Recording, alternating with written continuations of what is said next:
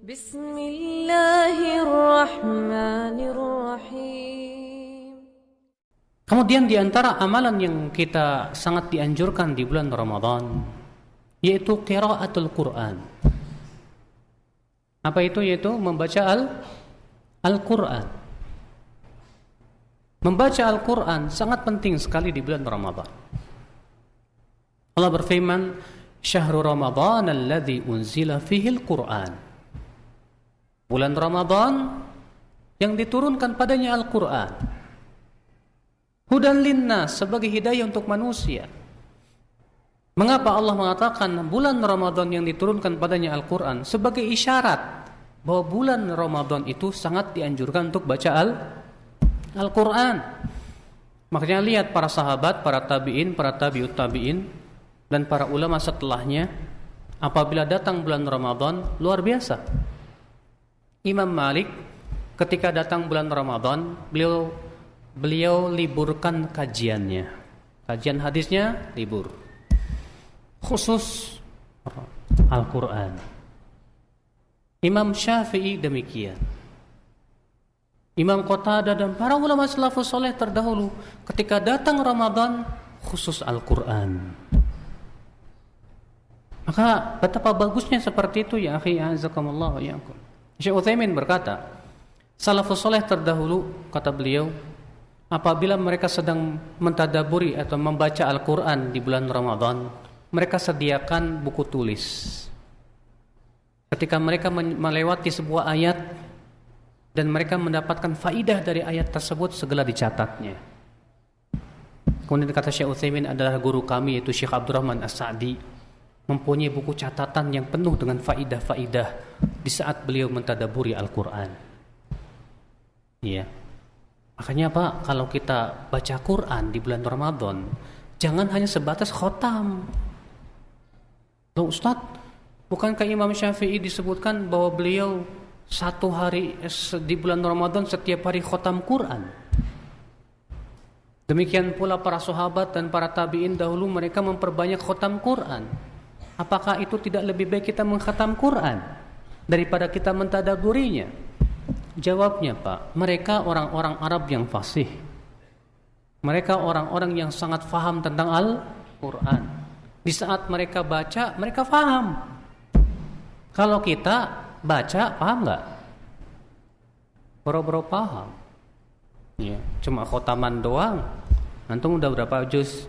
Udah 20 juz, alhamdulillah. Udah berapa ayat yang dipahami? Nggak ada. Ya, akhi, yang lebih baik ya kita tadaburi. Karena Allah Subhanahu wa taala berfirman apa? Afala yatadabbaruna al-Qur'an? Tidakkah mereka mentadaburi Al-Qur'an? Am ala qulubin aqfaluha? Ataukah hati mereka itu sudah terkunci mati? Berapa banyak ayat-ayat yang menyuruh kita untuk mentadaburi Al-Qur'an, Pak? Di mana Al-Quran turun untuk menghidupkan hati manusia. Allah berfirman, liyundziru man kana hayya, agar Al-Quran memberikan peringatan kepada orang yang hidup. Berarti tujuan Al-Quran turun itu untuk dipahami. Maka kata Ibnu Qayyim, ketika kita membaca Al-Quran sambil kita fahami, sambil kita tadabburi, itu jauh lebih utama daripada hanya sebatas apa? Membaca. Namun kata Syekh bin Baz, kalau kita jamak kedua-duanya, ada waktu khusus untuk tadabur, ada waktu khusus untuk khotam, itu lebih baik lagi.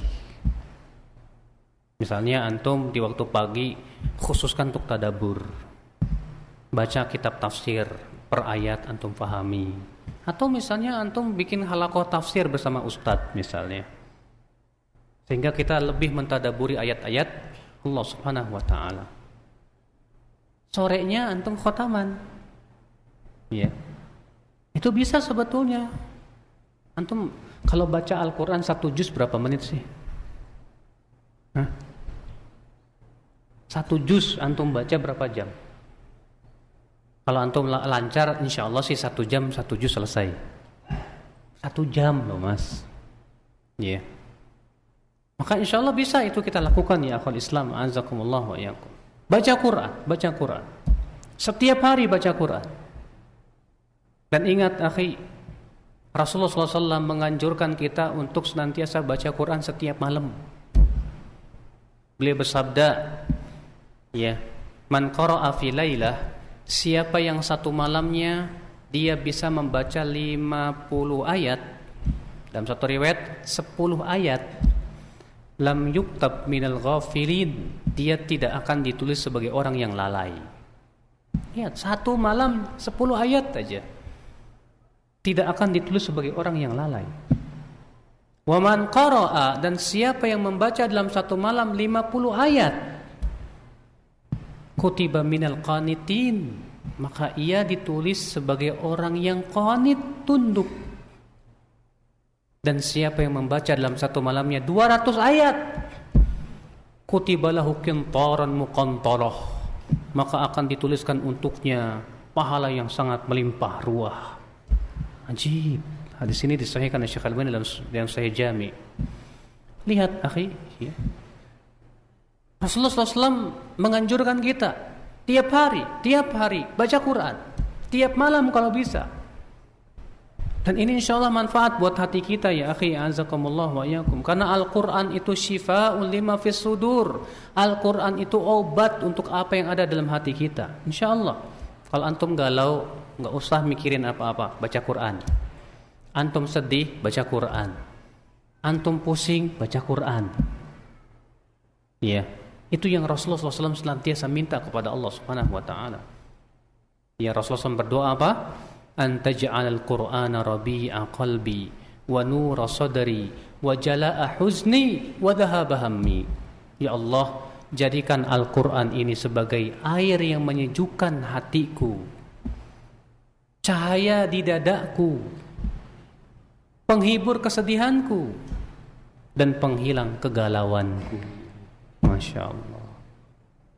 Maka dari itu akhi, jadikan Al-Quran sebagai penghibur kesedihan. Ya.